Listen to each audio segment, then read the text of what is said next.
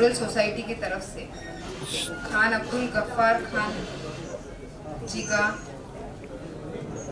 एक मेमोरियल, मतलब उनके बर्थ एनिवर्सरी के मौके पे मेमोरियल लेक्चर का इधर इंतज़ाम किया गया। आज इस मंच पे चीफ गेस्ट के तौर पे मेरे वालिद नवाब मलिक साहब जी, प्रोफेसर अख्तरुल जी, शमीम तारिक जी, सैयद जलालुद्दीन जी, श्री अविनाश अद्विक जी, जनाब इद्रीस नायकवाड़ी जी और हमारे डॉक्टर शाह आलम खान जी, साथ में इधर मौजूद सभी जो हमारे साथ आज ये मेमोरियल लेक्चर में जिसका आज टॉपिक दिया गया है Muslims past, present and future. जैसे अद्विक जी ने कहा कि पास्ट के बारे में हम बात तो नहीं करना चाहते और आज का कोई रीज़न नहीं है, लेकिन छोटी सी कुछ चीज़ें, जब 7वीं सदी में अरब्स के तौर पे मुसलमान हिंदुस्तान में आए थे तब उन्होंने काफ़ी चीज़ें हमारे हिंदुस्तान में दे के गए और उसमें कुछ ऐसी चीज़ है, और वो इसलिए मैं ज़्यादा बोलती हूँ क्योंकि एक हिंदुस्तान को अरब आर्किटेक्चर देखे गए, आर्ट्स के साथ एक अरब आर्किटेक्चर देखे गए जिसमें ताजमहल, रेड फोर्ट, जामा मस्जिद, जिसको आज भी हम अपने हिंदुस्तान में आर्किटेक्चर के नाम पे और एक आर्किटेक्ट और एक मॉन्यूमेंट के नाम पे जानते हैं। तो ये सभी चीज़ है जो हमें पास्ट में, जैसे मुस्लिम्स के पास्ट में हम गिनते हैं। साथ ही साथ आज प्रेजेंट की बात करें तो मेरे ख्याल से 2011 का जो सेंसस हुआ था तब Muslims in India was 14 to 15%, जिसमें से एम्प्लॉयमेंट जो मुस्लिम्स में है वो सबसे कम था, जो था 68%, जो कि हम मुस्लिम्स को माइनॉरिटी कहते हैं हिंदुस्तान में। भारत देश ऐसा है जिधर हम मुस्लिम्स को माइनॉरिटी कहते हैं, लेकिन वो माइनॉरिटी में अगर हम 14% है तो मेजॉरिटी मुस्लिम्स की है, मतलब मुस्लिम जो है हमारे माइनॉरिटी में सबसे मेजॉरिटी में आते हैं। लेकिन वही जब मेजॉरिटी में आते हैं तो हमारा एम्प्लॉयमेंट रेट सबसे कम है पूरे हिंदुस्तान में, जो है 68%। तो जब फ्यूचर की बात की जाए तो मुझे लगता है अगर पास जो भी रहा, हम आर्किटेक्चर और आर्ट्स के नाम पे अगर अरब से कुछ लेके आते हैं और प्रेजेंट में अगर हम सोच रहे हैं कि हम माइनॉरिटी में भी मेजर हैं, लेकिन अगर हमने 2 चीज़ पे काम नहीं किया, जो है एक लिटरेसी और सेकंड है एम्प्लॉयमेंट, मतलब पढ़ाई, और दूसरा जो हम बोलते हैं कामकाज, ये दोनों पे अगर हमने काम नहीं किया और उसकी मांग नहीं की, या उसके आने वाले हमारे जो जनरेशन्स है उसके ऊपर हमने उनके लिए आज हम जिधर हैं वो हैं। आज इमीडिएटली कुछ परसेंटेज और कुछ नंबर्स नहीं बढ़ने वाले, लेकिन आने वाले 10 साल में, आने वाले 15 साल में, आज अगर इधर बैठे अदिक जी ने बोला है कि मैं आने वाले फ्यूचर सना तुम में देखता हूँ या हम देखते हैं, तो मेरा मानना है कि आज के टाइम पे मेरी नस्लों के लिए, आने वाले मुसलमान की नस्ल के लिए, हमारे जनरेशन्स के लिए, और सिर्फ मुस्लिम्स के लिए नहीं, क्योंकि हम मुस्लिम्स भी हिंदुस्तान का एक पार्ट है और उस पार्ट में अगर हमें हमारे देश का, हमारा कम्युनिटी का, क्योंकि हमारा स्ट्रॉन्ग बिलीव एक ही है, यूनिटी इन डाइवर्सिटी, और अगर हम यूनिटी इन डाइवर्सिटी को इंडिया की सोच रखते हैं और वैसा आगे लेके बढ़ते हैं, तो आज हम जब माइनॉरिटी की बात करेंगे तो हम अपने बच्चों के लिए पढ़ाई, और सेकंड जो पढ़े लिखे बच्चे उनके लिए एम्प्लॉयमेंट। तो क्योंकि हम आज इधर मंच पे काफ़ी लोग ऐसे हैं जो आज सरकार का, शासन का एक भाग है, तो हम पूरी कोशिश यही कर रहे हैं कि हम जितना हो सके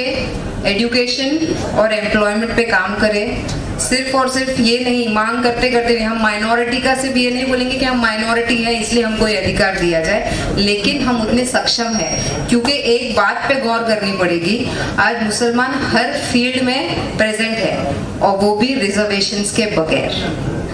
तो ये हमारी एक ऐसी माइनॉरिटी की कम्युनिटी है जो बिगर रिजर्वेशंस के हर फील्ड में, हर जगह पहुंच चुकी है। और अगर हमने और मेहनत की, अगर हमने और एकजुटता दिखाई, और अगर हमने अपने एम्प्लॉयमेंट और हमारे बच्चों के एजुकेशन के बारे में मेहनत की, तो आने वाला जनरेशन हमारा जो है, जो आज 68% या 10 साल पहले, 15 साल पहले जो सेंसस हुआ था उसमें अगर 15 ईयर्स पहले जो सेंसस हुआ था उसमें अगर सिर्फ 68% एम्प्लॉयड था, तो आने वाले कुछ साल में हम देखेंगे 78, 88 और प्रॉब्ली 100% एम्प्लॉयड भी हो सके, क्योंकि आज के जो माँ बाप है वो हर तरीके से अपने बच्चों के एजुकेशन के बारे में पूरी वर्किंग कर रहे हैं। कुछ चीज़ें हैं जो डिस्ट्रैक्ट होती है, वो सिर्फ हमारे कम्युनिटी में हर जगह होती है, तो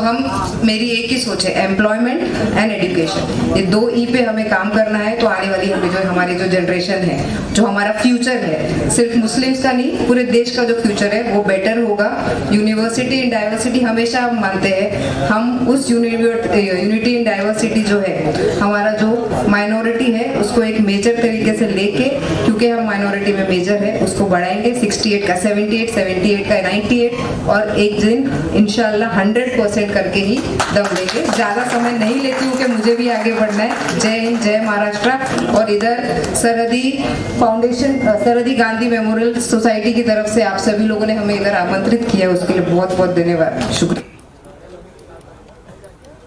खान अब्दुल गफ्फार खान साहब की एक ऐसी शख्सियत है जो बड़े बदनसीब रहे इस मामले में कि अगर हिंदुस्तान की जेलों में उन्होंने 14 साल गुजारे तो 23 साल पाकिस्तान की जेल में गुजारे। उन्होंने 2 कौमी नज़रिया जो है उसकी कभी हिमायत नहीं की, 2 नेशन थियरी की। 2 नेशन थियरी जो है ये आमतौर पर संघ परिवार आज ये साबित करने पर तुला हुआ है कि गोया इस मुल्क की तकसीम हिंदुस्तानी मुसलमानों की वजह से हुई, लेकिन ऐसा नहीं है। हिंदुस्तान की तकसीम हिंदू फ़िरका परस्ती, हिंदुओं की मतलब जो है वो सियासी ताकतें जो मुसलमानों के लिए दिलों में नफ़रत रखती थीं, उनकी देन है। सबसे पहले 2 नेशन थियरी का अगर ख्वाब किसी ने पेश किया तो लाला लाजपत राय ने किया, जो हिंदू महासभा के सदर थे। उन्होंने एक साथ 13 आर्टिकल लिखे थे और उन 13 आर्टिकल में ये कहा था कि वो कौन सी वजह हैं जिनकी वजह से हिंदू और मुसलमान एक दूसरे के साथ नहीं रह सकते हैं। नंबर 1। नंबर 2 ये है कि आप जो है ये देखें कि हमेशा हिंदू महासभा ने जो है मुसलमानों के ताल्लुक से जहर मतलब उगला, वो चाहे सावरकर रहे हों, और फिर आप देखें 1926 में बन गई थी आरएसएस। तो 1926 में जो आरएसएस बन गई थी, जो उनके जो मतलब आइडियालॉग से नज़रिया साज थे, जो उनके विचारक थे, जिन्होंने जो है मतलब आइडिया दिया, तो उसमें थे गुरु गोलवालकर, उसमें थे हेडगेवार, उसमें पुंछे था जो इटली में जा कर के मिल करके वहाँ से इसके बाद मसूलिनी वगैरह से मिल करके आया था कि फाशिज़म को कैसे फ़रोग़ दिया जा सकता है, और यहाँ पर इस मुल्क में किस तरह से अगर स्पेन में 700 साल मुसलमान हुकूमत करके और वहाँ पर जो है उसकी मजहबी शनाख्त ख़त्म हो सकती है स्पेन में, तो हिंदुस्तान में कैसे मुसलमानों की मजहबी शनाख्त को ख़त्म किया जा सकता है। पुंछे ने वहाँ से जो है इटली से लौटने के बाद हिंदुस्तान में हेडगेवार की मदद से आरएसएस की बुनियाद डाली 1926 में। और इसके बाद एक किताब लिखी गुरु गोलवालकर ने, we and they our nationhood defined. Hedgewar ने एक किताब लिखी बंच ऑफ थॉट, जिसमें इस बात पर बहस हुई कि हिंदुस्तान में मुसलमानों को किस तरह से दूसरे दर्जे का शहरी बनाया जा सकता है, किस तरह से मुसलमानों से इलेक्शन के जो उनके वोटिंग राइट्स हैं लिए जा सकते हैं, उनको यकसा हुकूक नहीं फराहम होने चाहिए। तो इन्हीं तमाम बातों को लेकर के जो संघ का वो था, तो इस पर जो है मतलब हमारी जो क़यादत थी उसने जो है 2 नेशन थियरी की मुखालफत की मौलाना आज़ाद ने किया, हज़रत मौलाना हुसैन अहमद मदनी रहमतुल्लाह अलैह ने किया, और इसी के साथ साथ जो हमारे नज़रिया साज जो रहनुमा थे खान अब्दुल गफ्फार खान जैसे लोग, इन्होंने इसकी मुखालफत किया। और ख़ास बात ये कि जिस रोज़ कांग्रेस वर्किंग कमेटी में इस पर तजवीज़ें आई कि मुल्क जो है मज़हब की बुनियाद पर बटेगा, तो खान अब्दुल गफ्फार खान जो है मतलब ये डॉक्टर राम मनोहर लोहिया की एक किताब है, उस किताब का नाम है भारत विभाजन के गुनहगार, ये अंग्रेज़ी में भी है। उस किताब का नाम है guilty man of India's partition. उसमें लोहिया ने लिखा कि कांग्रेस के पहले सेशन में गांधी जी ने कहा कि कि साहब मुल्क अगर बंटने की तजवीज़ आ रही है तो मेरी लाश के ऊपर हिंदुस्तान बटेगा। इसके बाद लोहिया ने लिखा कि साहब दूसरा सेशन, दूसरे खाने के बाद जो दूसरा सेशन शुरू हुआ तो गांधी जी ने कहा कि साहब पार्टीशन इनएविटेबल है, तकसीम हिंद नागुज़ीर है, इसके अलावा कोई पर्याय नहीं। इसलिए कि सरदार पटेल और नेहरू मेरे पास अभी आए थे और इन लोगों ने कहा कि नहीं, तकसीम तो करनी पड़ेगी। और गांधी जी को कहा कि आपको मानना पड़ेगा इस बात को, इसलिए कि आम कांग्रेसी ये चाहता है कि तकसीम हो जाए। तो जब गांधी जी ने यह बात कही उस मीटिंग में, दूसरे ये लोहिया ने लिखा अपनी तहरीर में, इसको आप पढ़ लीजिए। लोहिया ने कहा कि इसके बाद खान अब्दुल गफ्फार खान इंतहाई गुस्से में अपनी जगह से खड़े हुए और उन्होंने गांधी को झिझोड़ कर कहा कि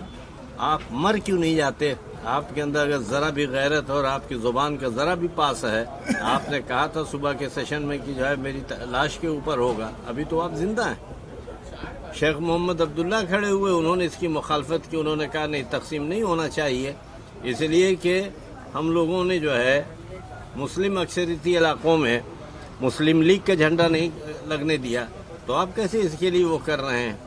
उसी वक्त जयप्रकाश नारायण ने, आचार्य कृपलानी ने और तमाम लोगों ने जो है सख्ती के साथ इसकी मुखालफत की। जयप्रकाश नारायण वगैरह ने, डॉक्टर मनोहर लोहिया ने कहा कि हम लोग यंग थे, हम लोगों ने मुखालफत की और इसके बाद उसका कोई नतीजा नहीं हुआ और वो रेजोल्यूशन जो है मंजूर हो गया, जिसकी रोशनी में जो है तकसीम हिंद का सानहा जो है पेश आया। तो खान अब्दुल गफ्फार खान एक बहुत बड़ी शख्सियत इस मामले में थे। और दूसरा ये जो है उस आदमी की इस बात में जो है तारीफ़ करनी पड़ेगी, जब पूरे हिंदुस्तान में जो है आग लगी हुई थी, उस वक्त के हिंदुस्तान से मुराद हिंदुस्तान, पाकिस्तान, बांग्लादेश तीनों शामिल है। जब आग लगी हुई थी और इसमें एक रिकॉर्ड के मुताबिक 10 लाख लोग कम से कम मारे गए, तारीख में इसका ये आता है कि 10 लाख लोग मारे गए।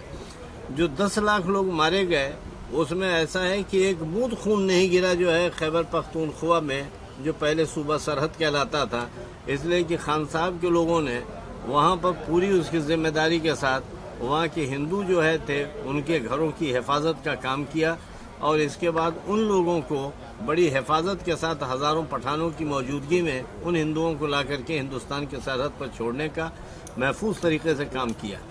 और आज की तारीख में खान साहब के नाम पर एक अस्पताल बन गया।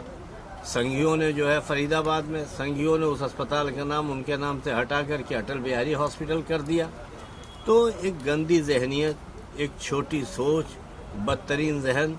जो इस तरह की हरकत कर रहे हैं, कहीं न कहीं उनका मुकाबला अगर हमको करना है तो सरहदी गांधी जैसे लोगों की ही खिदमात को सामने ला करके ही हम इन लोगों के साथ हम गुफ्तगू कर सकते हैं, अपने कंट्रीब्यूशन का जिक्र कर सकते हैं और इस संघी नज़रिए का मुकाबला कर सकते हैं। जी जनाब, जिस तरह से आपने सरहदी गांधी गफ्फार खान साहब की इतनी बातें बताई, ये बहुत सी एक अलमिया है। देखा जाए कि इस मामले को लेकर कोई प्रोग्राम्स नहीं होते हैं और भी बड़ी बड़ी मुस्लिम तबकात और माइनॉरिटीज़ की बहुत सी NGO है, उनको क्या मैसेज देना चाहेंगे इस तरीके का ये जो तारुफ है? देखिए ऐसा है मियाँ, इस मुल्क में बड़े ज़ोर से हर आदमी आज की तारीख में इनकलाब जिंदाबाद का नारा लगाता है। ये इनकलाब जिंदाबाद का नारा हसरत मोहानी का दिया हुआ है। जब गांधी और नेहरू की ज़ुबान जो है उनके तलवे में चिपक जाती थी, उनकी हैसियत नहीं थी कि वो बात करें संपूर्ण स्वराज की मुकम्मल आज़ादी की, तो उस वक्त जो है ये जो है क्या कहना चाहिए, जनाब फजल हसन हसरत मोहानी साहब ने उस वक्त कांग्रेस के इजलास में मुकम्मल आज़ादी का मुतालबा किया और उन्होंने कहा कि संपूर्ण स्वराज चाहिए, जबकि कांग्रेस उस बात के लिए तैयार नहीं थी और कांग्रेस के उस इजलास में गांधी जैसे लोग थे, उनकी हिम्मत नहीं थी कि इस पर गुफ्तगू करें। तो ये किया हसरत मोहानी ने। आपको और बताएं, आज आप इतना बड़ा तिरंगा लहराते हैं, ये तिरंगा किसने डिज़ाइन किया? कामिला बदरुद्दीन ने किया। ये जो है आज की तारीख में इस मुल्क में मुख्तलिफ चीज़ें मुख्तलिफ जगहों पर इसको जो है मुल्क की आज़ादी में जो मुसलमानों का कंट्रीब्यूशन है, बदकिस्मती की बात यह है कि हम अपनी नई नस्ल तक उन नामों को, मोहतरम नामों को पहुंचा नहीं पा रहे हैं। ये आज की तारीख में हम सब का फरीज़ा है कि वक्तन फ़वक्तन हम लोग अपने बुज़ुर्गों को याद करें, चाहे वो हज़रत मौलाना हुसैन अहमद मदनी रहमतुल्लाह अलैह हों, जिन्होंने जो है बड़ी संजीदगी के साथ और ज़िम्मेदारी के साथ मुल्क के बंटवारे की मुखालफत की थी, चाहे वो जो है सैयद महमूद साहब हों, या ये आपके क्या कहना चाहिए हसरत मोहानी हो, या इस तरह से जो है आपके सामने जो दूसरी शख्सियात हैं मौलाना आज़ाद हों, उनके कंट्रीब्यूशन को हम लोगों को बिल्कुल उसी तरह याद करना चाहिए जिस तरह से दलित अम्बेडकर को याद करता है, हमको मौलाना आज़ाद को उसमें भी याद करना चाहिए। बदकिस्मती की बात यह है कि पार्लियामेंट में खराज पेश करने के लिए अम्बेडकर जयंती के मौके पर सैकड़ों की तादाद में जो है एमपीज़ जो है जा कर के वहाँ पर उनको खराज पेश करते हैं। मेरे पास रिपोर्ट है कि इस साल मौलाना आज़ाद की बरसी के मौके पर, जयंती के मौके पर 11 नवंबर को शायद कोई नहीं गया था।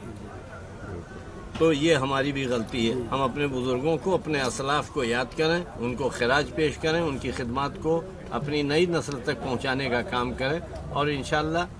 ये सरहदी गांधी मेमोरियल सोसाइटी इस सिलसिले में पहल करेगी। जी बहुत बहुत शुक्रिया। Thank you sir. शुक्रिया।